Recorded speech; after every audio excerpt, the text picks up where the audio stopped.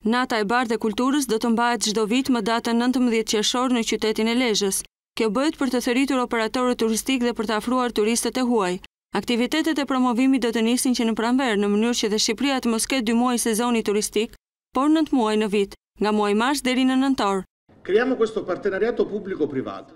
Në fillim krijojmë një partneritet publik dhe privat. Bëjmë debate me kryetarët e bashkive për të përcaktuar pikat se si do ta realizojmë, që prej një viti jemi duke punuar me Bashkinë e Lezhës në mënyrë serioze, pra që në fillim kemi punuar për të krijuar një agjenci që do të thithë sipërmarrje të huaja. E degli imprenditori a Lezhë.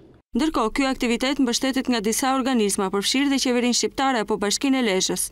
Turizm ka Roma, turizm ka Firenca, turizm ka Europa, por vend si Shqipëria, që të ketë një abinim të tillë të turizmit historik, arkeologjik, etnografik, natyror, balnear, vështirë se gjenden në botë.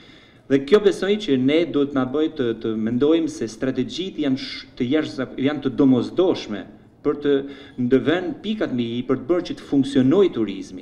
Ky aktivitet nis më njëherë pas konkursit Shqipëria Kulturë zhvilluar nga Universiteti Evropian i Turizmit në Tiranë.